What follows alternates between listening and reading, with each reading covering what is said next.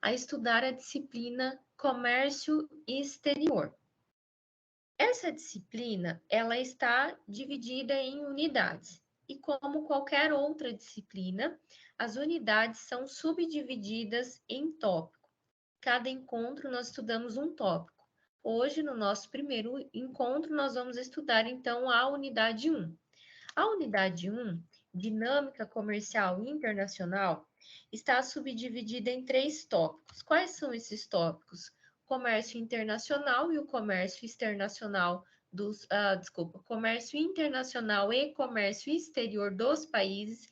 Nesse tópico, nós vamos conhecer um pouquinho da história do comércio internacional, entender as fases dele, como ele foi evoluindo ao longo da história, e nós vamos compreender principalmente conceitos relacionados ao comércio internacional e ao comércio exterior, que são coisas diferentes, e nós vamos aprender, então, a como separar o comércio internacional do comércio exterior. Então, esse é o nosso tópico 1.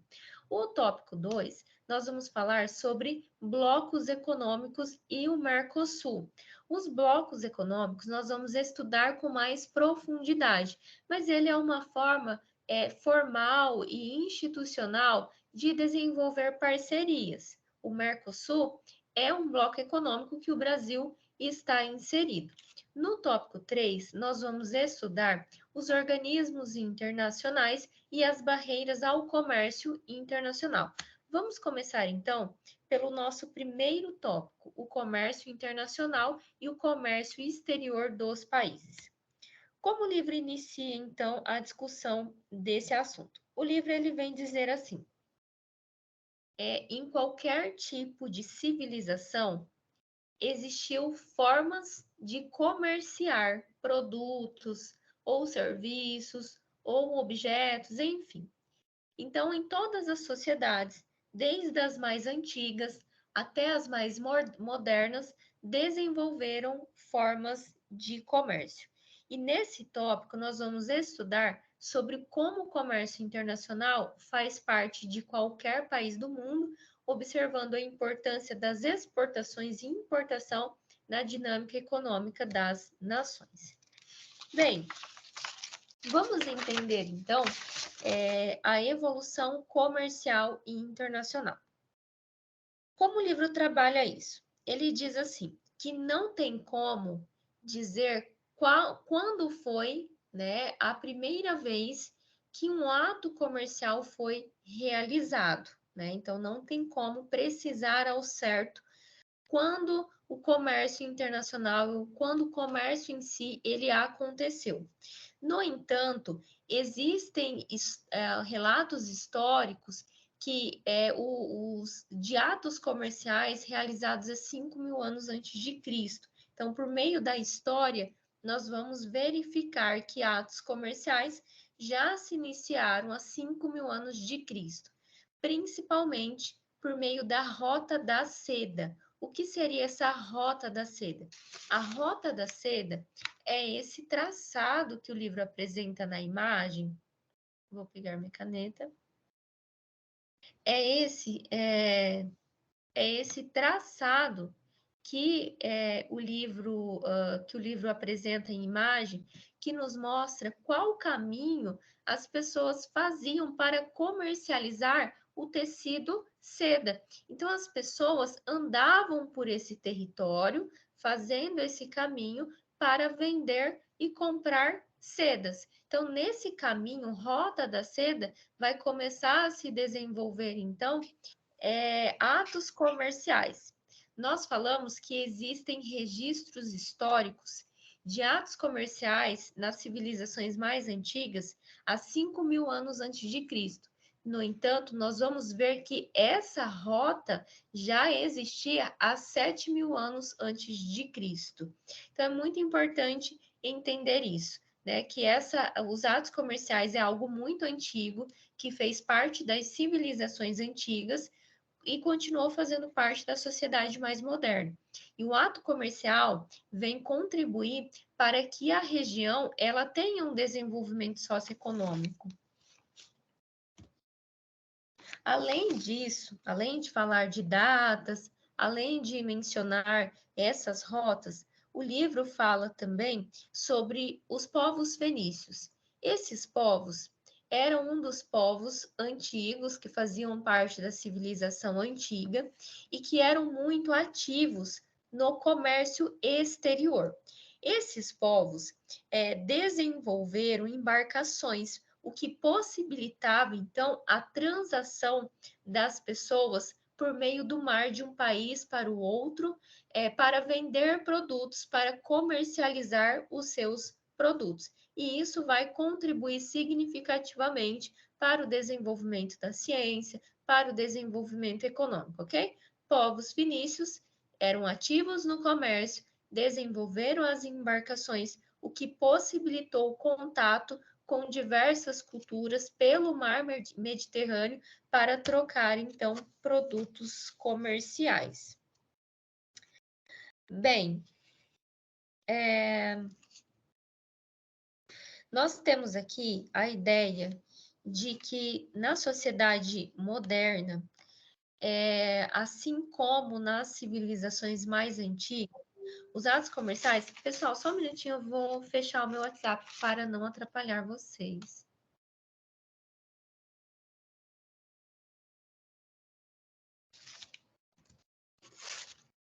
Então, tanto na sociedade antiga quanto na sociedade moderna, né, o comércio internacional, o comércio exterior é algo muito importante para esse desenvolvimento que nós já estamos falando, né? Desenvolvimento econômico, desenvolvimento da cultura também é importante, né? Porque se não houver o comércio internacional, a sociedade ela fica estagnada e não consegue se desenvolver, principalmente agora na modernidade, que a globalização nos coloca esse desafio de se manter em constante, né, contato com outras culturas, principalmente para as empresas, por meio dessa venda e trocas de produtos e de serviços.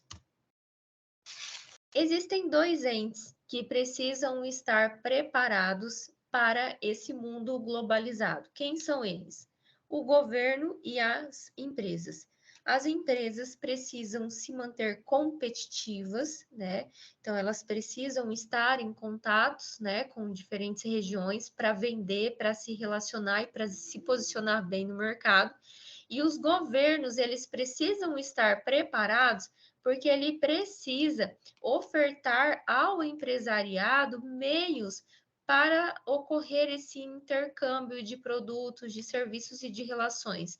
Por exemplo, o governo ele pode melhorar estradas, melhorar rodovias, para que esses produtos eles sejam melhor trocados e comercializados de um país para o outro.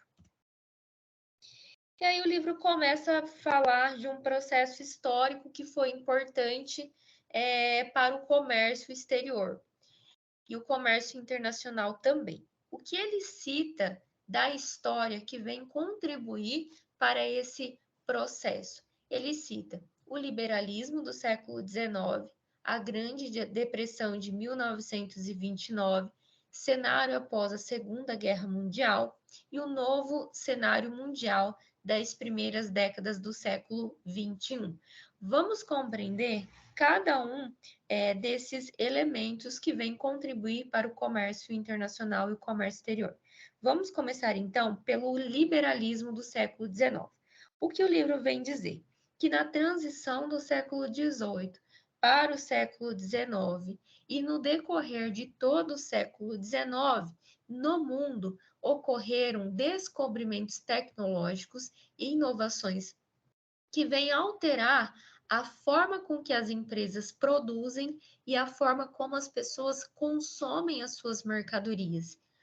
Quais são os tipos de descobrimentos? Nós vamos ter dois tipos de descobrimentos: o descobrimento, invenções e inovações fundamentais, e os descobrimentos que ajudaram as necessidades dos consumidores. Como nós vamos classificar um do outro? Bem, então, as invenções e inovações fundamentais estão mais relacionadas com mudanças dentro da cadeia de produção, no processo de produção das empresas. Então, vai existir uma série de descobrimentos que vêm alterar essa cadeia produtiva. Por exemplo, a locomotiva, o telefone e o plástico, né? Entre outros descobrimentos. A locomotiva, o telefone e o plástico são exemplos de descobrimentos de inovações que vão modificar a cadeia produtiva. E um outro descobrimento está mais relacionadas com as necessidades dos consumidores, com a satisfação das necessidades dos consumidores. Exemplos disso: fotografia, papel higiênico, aspirador de pó. Então, esses exemplos expressam bem descobrimentos, né, que vão ajudar os consumidores no que se refere a saciar as suas necessidades básicas. E esses descobrimentos, ele vai ser muito importante para a economia naquele país que estava se industrializando e estava avançando nesse processo. Bem, então esse foi o liberalismo. Vamos falar agora da Grande Depressão de 1929. Como foi essa Grande Depressão de 1929? O livro não fala, mas para que vocês possam se situar melhor, nesse período, os Estados Unidos tinham uma política de crédito fácil, né? Então, era muito fácil as pessoas terem acesso a créditos lá nos Estados Unidos nesse período. E isso vai levar a um colapso na Bolsa de Valores. Nós vamos ter uma crise na Bolsa de Valores de Nova York. E isso não vai atingir apenas Nova York, isso vai refletir todo o mundo, porque os países vão começar a fechar as suas portas. Os países não vão querer mais vender para outros países, pensando se vai ser possível pagar essa dívida ou não, por exemplo.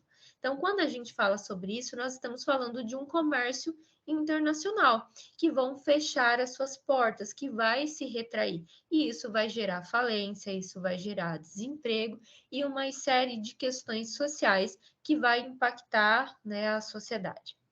Cenário após a Segunda Guerra Mundial. Bem, o que aconteceu aqui? Nós vamos ter duas potências. Então, nós estamos falando de depois da Guerra Mundial, no contexto após a Guerra Mundial, não propriamente da Segunda Guerra Mundial. Observe, nós vamos ter duas potências. Por um lado, nós vamos ter os Estados Unidos e, por outro lado, nós vamos ter a União Soviética. Os Estados Unidos, ele defendia um mundo capitalista e a União Soviética vai defender o socialismo ou o consumismo. Então, aqui nós vamos ter uma guerra de ideologias. Porque esse conflito ele vai ser chamado de Guerra Fria, porque nesse conflito não vai existir o combate armado, né? Então não vai ser, por exemplo, os Estados Unidos que vai jogar uma bomba na União Soviética e a União Soviética vai lá no território dos Estados Unidos lutar armamente. Vai ser uma guerra fria, sem um combate armado, mas vai ser uma guerra de ideologias tentando ganhar todo mundo.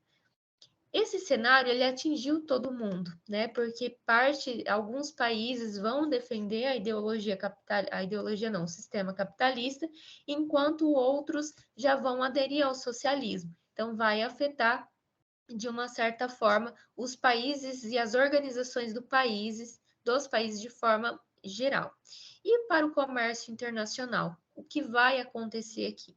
Aqui vai se sentir a necessidade de ter ambientes que organizem melhor os interesses dos países, justamente também para evitar guerras desnecessárias. Então, nesse momento, a partir de 1945, algumas organizações internacionais vão ser criadas, como, por exemplo, o FMI, o Banco Mundial e o GATT.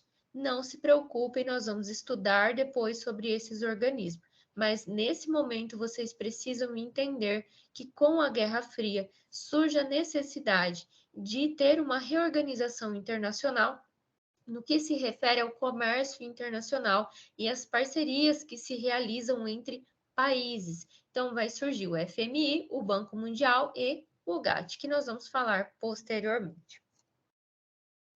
Bem, um outro fato da história que vem impactar também o comércio internacional é o novo cenário mundial das primeiras décadas do século XXI. Então, no começo, nas primeiras décadas do século XXI, o que vai acontecer é uma mudança de processo que até então se tinha. Como eu posso explicar isso melhor? Bem, até o século XX, existiam países que comercializavam produtos de mais valores. Por exemplo, os países desenvolvidos. Isso, os países desenvolvidos eram aqueles que conseguiam comercializar produtos de valor elevado. Enquanto os outros países subdesenvolvidos, que não eram considerados desenvolvidos, eles forneciam produtos de commodities. O que é isso? Commodities são produtos que facilmente consegue substituir por outro. Então, não necessariamente um país ele vai necessitar daquele produto. Então, até o século XX, nós vamos ter essas características. Depois, no início do século XX, vai existir uma mudança desse perfil. Né? A gente vai ter países subdesenvolvidos comercializando de forma internacional produtos de maiores valores. Então, nesse contexto, nós vamos ter um crescimento acelerado tanto das economias desenvolvidas, quanto também das economias menos desenvolvidas. Além desse desenvolvimento, no ano de 2008, vai existir uma crise internacional devido à falência de um dos bancos de investimento, né, do mundo, que era muito grande. Isso vai levar também uma série de consequências que vai afetar, de certa forma, o comércio internacional. Então, esses são os pontos da história que o livro trata e que nós precisamos também levar em consideração. Vamos definir agora o que é comércio internacional e o que é comércio exterior. Quando nós falamos comércio internacional, comércio exterior, parece que é a mesma coisa, parece que é sinônimo, mas não é. Existe uma diferença e uma diferença bem significativa, apesar de ter uma inter-relação. Mas vamos lá, definindo então comércio internacional. O comércio internacional, ele vai criar regras, criar normas que todos os países do mundo precisam seguir. Então, existem instituições que criam normas e regras que todos os países precisam seguir. Então, nós estamos falando de um comércio internacional. Agora, o comércio exterior, ele se difere por quê? São regras, são normas que um país específico cria para si diante do seu comércio com outros países. Então, o Brasil, por exemplo, ele precisa seguir normas próprias que vai definir como as empresas vão se relacionar e comercializar os seus produtos com outros países, e ele também precisa seguir normas internacionais, né, que de forma internacional que todos os países precisam seguir. Essa é a grande diferença de comércio internacional e de comércio exterior. Quando nós falamos de comércio internacional, de comércio exterior, duas palavrinhas aqui ganham sentido e nós precisamos diferenciar também, que é as exportações e a importação. Parece simples também as exportações e importações, às vezes nós ouvimos muito esses conceitos, porém nem todos sabem o que é de fato a exportação e o que é de fato importação, e eu já vi muito exportação e importação sendo utilizada de maneira inversa. Mas vamos lá. O que é exportação e o que é importação? Então, veja, a exportação é o ato de vender produtos para outros países, ok? Então, nós vamos vender produtos para outros países. E a importação? Na importação, eu vou trazer de fora, né, comprar de um outro país, trazer uma mercadoria para dentro do meu país e introduzi-lo aqui de forma legal, ok? Exportação, eu vou vender uma mercadoria para um outro país. E importação, eu vou buscar essa mercadoria de outro país e introduzir no contexto nacional essa mercadoria. E o que os países exportam? Os países exportam recursos naturais e commodities, já expliquei o que é commodities, produtos semifaturados e os manufaturados. Então, os manufaturados são aqueles produtos que resultam de um processo mecânico e o semi-manufaturado ele não é 100% mecânico. Bens de capital, dinheiro, direitos de propriedade intelectual, fatores tecnológicos e aplicativos. E muitas coisas vão determinar a exportação e a importação. Por exemplo, a necessidade de complementar a produção nacional, né, os novos mercados, benefícios financeiros e diferencial competitivo. Agora, na importação, basicamente, as empresas compram produtos de outros países e introduz legalmente no âmbito nacional, ou porque existe a necessidade de suprir um material que não tem e dificilmente nós vamos conseguir no âmbito nacional, ou ainda para suprir uma necessidade do consumidor, um desejo do consumidor, que às vezes ele quer um produto que só vem de fora, ou que às vezes eu consigo produzir apenas com matéria-prima de países que vêm de fora.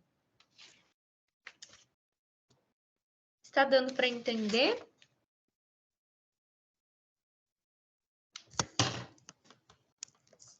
Sim? Sim, professora. Ótimo. Pessoal, vamos falar agora sobre blocos econômicos e Mercosul. Bem, então, desde tempos mais remotos, existia e ainda continua existindo as necessidades de realizarem parcerias comerciais. Então, o Brasil sente necessidades de realizar parcerias com países de fora, principalmente porque às vezes aqui não tem a matéria-prima, ou às vezes com o que tem aqui nós não vamos conseguir atender uma demanda de um público específico. Então, existe essa necessidade de realizar parcerias comerciais. E aí o que acontece?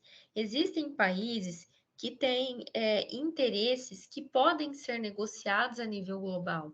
Né? Então, não necessariamente nós vamos conseguir suprir tudo aqui internamente. Isso é algo muito difícil. Como nós vimos, a empresa fica estagnada, a sociedade fica estagnada se não houver essas parcerias e esses acordos. Inclusive, existem países que vão ter os mesmos interesses que os nossos. Então, a gente pode se unir, inclusive, para evitar guerras desnecessárias. E depois da Segunda Guerra Mundial, nós vamos ter um momento em que se olha para tudo isso e começa a perceber a necessidade de formalizar, de institucionalizar essas parcerias e ambientes que eu posso conversar, dialogar e criar coisas para que os interesses em comuns sejam sanados. Então, lá depois da Segunda Guerra Mundial, vai existir então os blocos econômicos e também os blocos comerciais, principalmente para evitar guerra, um ambiente em que as pessoas podem conversar, realizar parcerias, enfim, mas nós vamos conversar melhor sobre esses blocos internacionais. O bloco econômico, né? Então, nós estamos falando da questão dos interesses, e esses interesses, eles precisam ser negociados, essas parcerias podem ser firmadas, e isso vai acontecer por meio daquilo que nós chamamos de bloco econômico. Um exemplo de bloco econômico é o Mercosul. O Mercosul, ele vai defender os interesses dos países membros. Quem participa do Mercosul? Argentina, Brasil, Paraguai, Uruguai e Venezuela. Então, esses países propriamente têm interesses em comum e juntos formam um bloco econômico.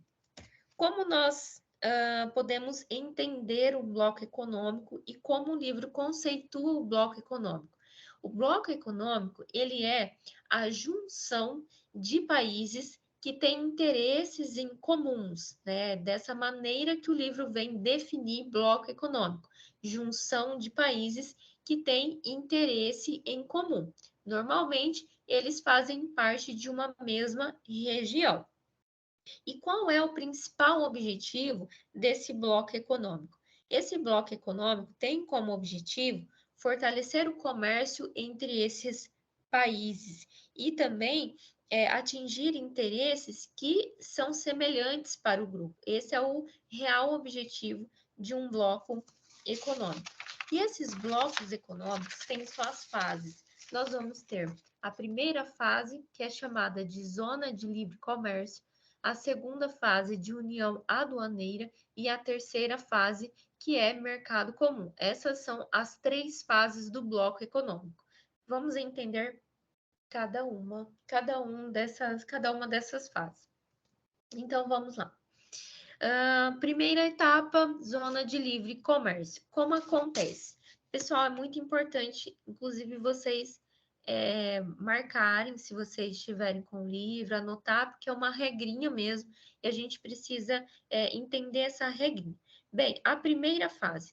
Os países que estão em um bloco econômico considerado de primeira etapa, chamada de zona de livre comércio, eles vão reduzir os impostos da importação entre eles. Então, se um país comprar do outro país que faz parte do mesmo bloco econômico, vai receber uma redução da importação, né, do imposto sobre a importação. Então, essa é a primeira regrinha. A segunda regrinha é que com os outros países, eles vão estabelecer a taxa que cada um quiser. Então, se eles comprarem entre si, recebe a redução da taxa do imposto de importação. Se eles comprarem de outros países que não fazem parte do bloco econômico, então eles vão estabelecer a taxa que eles quiserem, ok? Então, essa é a grande definição dessa primeira etapa. Exemplos de blocos econômicos da Zona Livre Comércio. Nós vamos ter a Zona de Livre Comércio do Pacífico, que engloba os países de uma das regiões maiores do mundo, que é o Oceano Pacífico, Estados Unidos, Austrália, Brunei, Canadá, Chile, Japão, Malásia, México, Nova Zelândia, Peru, Singapura e Vietnã. Então, esses países fazem parte de um mesmo bloco econômico, que é a zona de livre comércio. Essa é a primeira fase de um bloco. Ou seja, esses países que eu acabei de citar, se um compra do outro, eles vão ter taxa reduzida de imposto de importação. Agora, se um desses países compra de um outro país que não faz parte desse bloco econômico, então eles vão ter uma taxa para pagar que pode ser maior, mas isso vai depender da vontade deles. Já a segunda etapa é a fase de união aduaneira, que é onde o nosso país, o bloco econômico dele está, que é o Mercosul. Vamos entender essa fase. Bem, então aqui, os países que participam do bloco, eles vão eliminar totalmente a taxa de importação entre eles. E existe uma taxa padrão caso eles vão comprar de fora. O nome dessa taxa é tarifa externa comum. Depois o livro vai citar exemplos, né, para que vocês possam entender melhor. Mas já para exemplificar aqui, para que vocês possam entender. Então, nós sabemos que nessa fase, os países que participam de um bloco econômico, eles vão ter taxa reduzida caso um compre do outro, do mesmo bloco econômico. Agora, se eles comprarem para fora, eles vão pagar uma taxa padrão. Por exemplo, se o Brasil quiser comprar um carro sedã e esse carro ele vai comprar da Argentina, ele não vai pagar taxa do imposto da importação. Então, ele é taxa reduzida, taxa zero. Agora, se o Brasil comprar do Japão esse carro sedã, ele vai pagar uma taxa de 35%, né? É a taxa de importação. Então, os blocos econômicos, eles se unem, fortalecendo o comércio entre eles. O nosso país, Mercosul, está na fase de união aduaneira, mas o desejo do Mercosul é ser a fase mercado comum. Ele está no processo seguindo para se tornar um bloco econômico de fase mercado comum. O que significa esse mercado comum? Nesse mercado não existe mais restrição de fluxo de capital, de fluxo de pessoas. Então, eles são livres para fazer negociações. Então, essas são as fases do bloco econômico, ok? Pessoal, então, só para a gente fechar a nossa ideia, deixar ela bem amarrada, para que nós possamos seguir, então, na nossa discussão. Nós estamos falando de blocos econômicos. Blocos econômicos é a junção de países que normalmente estão na mesma região, têm interesses em comum, que juntos formam um bloco econômico. No Brasil, nós vamos ter o Mercosul. O Mercosul, que é a união, né, da Argentina, Brasil, Paraguai, Uruguai e Venezuela, estão na fase de união aduaneira. Isso significa que, se eles comprarem um do outro, eles vão ter uma redução de imposto da importação, na taxa de importação. Agora, se eles comprarem de país que está fora desse bloco, que não participa desse bloco econômico, vai ter uma taxa padrão para se pagar. Isso vai acontecer, essa taxa padrão, que é a tarifa externa comum, ela vai acontecer tanto com o Brasil, Paraguai, a Argentina, qualquer um desses países vão pagar a mesma taxa caso eles decidam não comprar do país que faz parte do mesmo bloco econômico, mas por comprar de um outro país, né, que não faz parte ali. O desejo dele é se tornar a fase mercado comum, em que se tem uma livre circulação de bens, de serviços, de pessoas. Depois o livro se aprofunda no Mercosul, que é o que mais nos interessa, porque o nosso país está inserido no Mercosul, faz parte desse bloco econômico. Mas vem resumindo aquilo que eu já, de alguma forma, falei para vocês. O Mercosul, ele foi fundado pela Argentina, Brasil, Paraguai e Uruguai. Recentemente, em 2012, a Venezuela passou a integrar esse bloco econômico. Atualmente, fazem parte do Mercosul Argentina, Brasil, Paraguai, Uruguai e Venezuela. E aí estava explicando aquela questão da taxa que nós já conversamos, mas para reforçar novamente, já que o livro reforça também, se eles comprarem entre eles, vão ter taxa reduzida, 100% de desconto da taxa de importação. Se eles comprarem de outros países que não fazem parte do bloco econômico, eles vão ter, então, uma taxa padrão para pagar na questão da importação. E aí estava explicando, é o mesmo exemplo que eu já dei para vocês, né? Se eles compram um do outro, eles vão receber 100% de desconto. Aí cita a questão do veículo sedã. Se o Brasil compra da Argentina, ou a Argentina compra da Venezuela, por exemplo, recebe 100% de desconto. Mas se ele comprar do Japão, da China ou de qualquer outro país que não faz parte desse bloco econômico, então ele vai pagar uma taxa de 35%.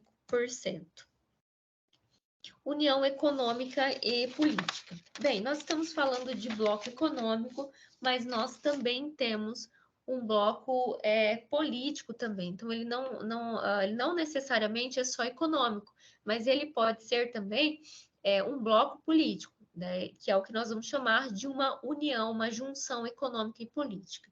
O que significa isso? O bloco econômico e político, ele tem a ver não somente com dar desconto, mas esse tipo de bloco, ele tem a ver também com unir legislações, unir políticas monetárias e também políticas econômicas. Ou seja, os países que participam desse bloco econômico vão unir suas legislações, vão unir políticas monetárias e unir também políticas econômicas. Inclusive, vão emitir a mesma moeda.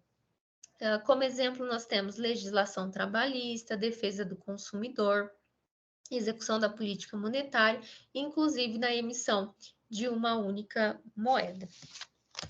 Um exemplo de um bloco econômico e político que tem se unido nesse sentido é a União Europeia. Hoje, a União Europeia possui exatamente 28 membros, 28 países nesse bloco. Quando começou com poucos países. Então, esse bloco ele foi fundado pela Alemanha Ocidental, a Bélgica, a França, a Holanda, a Itália e Luxemburgo. Hoje, exatamente 28 países participam desse bloco econômico que vem tentando aí unir suas legislações, suas políticas monetárias e políticas econômicas.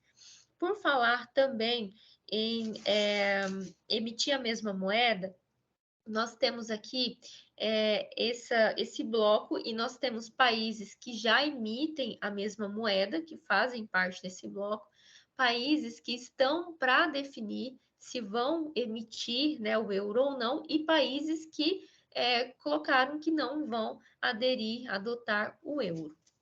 Então, não é assim, então vamos participar desse bloco, então todo mundo vai emitir a mesma moeda. Não é um processo.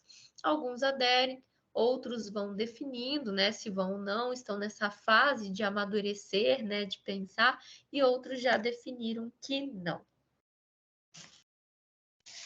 Tudo bem?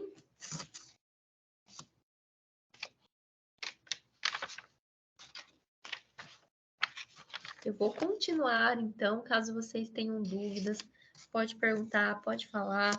Se eu souber hoje, já vou trazer a resposta para vocês, mas se eu não souber, eu vou anotar, vou pesquisar e trazer para vocês na próxima aula. Vamos falar sobre o tópico 3, organismos internacionais e barreiras ao comércio internacional. Então, veja, nós vimos que lá na Segunda Guerra Mundial, após a Segunda Guerra Mundial, existiu a necessidade de ter organizações, ter organismos que vinculam, que associam os interesses em comuns, que negociam ou ainda que criam normas e regulamentam esses interesses entre os países, inclusive evitando guerras desnecessárias. Nesse tópico, nós vamos conhecer quais são esses organismos e depois nós vamos falar de barreiras que atrapalham ou que às vezes impedem o comércio internacional.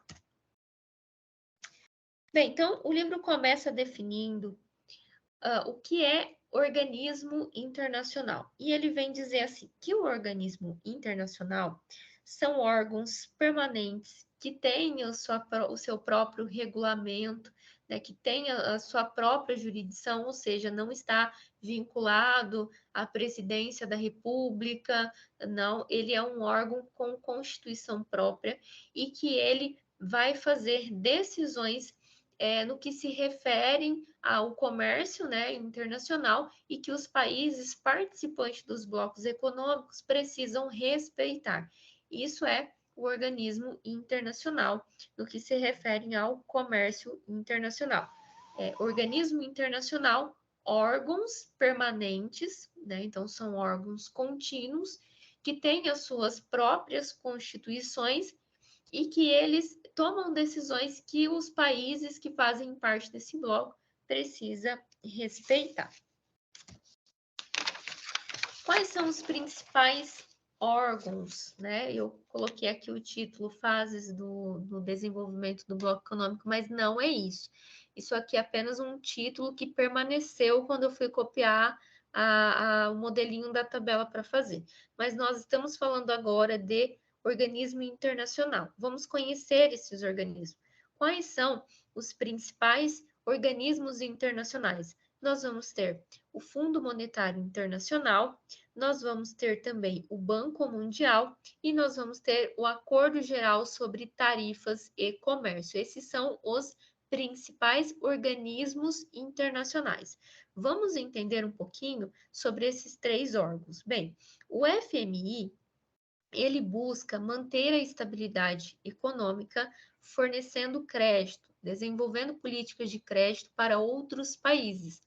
Ou seja, os países podem pegar emprestado dinheiro do Fundo Monetário Internacional, ou seja, ele desenvolve uma política de crédito. Além do Fundo Monetário Nacional, nós temos também o Banco Mundial. O que é esse Banco Mundial? O Banco Mundial, ele é semelhante ao Fundo Monetário Internacional, porque ele também desenvolve uma política de crédito. Na verdade, o Banco Mundial, ele surge após guerra para fazer com que os países, para facilitar e possibilitar que os países saíssem da crise, né, também desenvolvendo essa política de crédito para reconstituir os territórios, e depois ele continuou no sentido de fornecer créditos. Mas no caso do Banco Mundial, ele vem financiar projetos que contribuem para a qualidade de vida e também para a erradicação da pobreza. Então, o Banco Mundial vai financiar projetos na área da educação, esporte, cultura, habitação, entre outros. Falamos do FMI, do Banco Mundial, vamos falar agora do Acordo Geral sobre Tarifas e Comércios. Bem, então, o que acontece com esse acordo?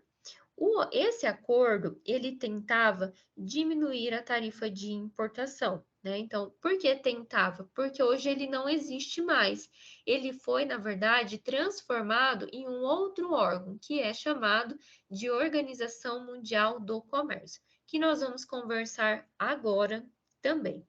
Bem, Organização Mundial de Comércio, tá? Então, assim, para além de oferecer créditos, de desenvolver créditos, de fornecer isenção de tarifa, redução de tarifa, para além disso, o órgão mundial de comércio, ele tem como função regulamentar, ele é um órgão regulamentador. Então, ele vem criar normas para resolver os conflitos que pode se ter entre um país e outro, no que se refere aos atos comerciais. Câmara de Comércio Internacional. Então, essa Câmara de Comércio também é um órgão que pode normalizar suas relações, mas principalmente no que se refere às questões específicas de comércio, das questões financeiras e das questões de logística. Então, o que cuida a Câmara de Comércio Internacional? Cuida das questões comerciais, financeiras e logísticas que podem surgir entre os países em suas trocas comerciais. Então, conversamos sobre os órgãos, os principais órgãos internacionais. Dito isso, o livro começa a trabalhar e falar sobre as barreiras ao comércio internacional. O que acontece? O país, ele tem, de uma certa forma, um poder na mão, digamos assim. Se ele não quiser que uma mercadoria entre no país por algum motivo, ele pode fazer isso criando barreiras ao comércio internacional. Então, um exemplo.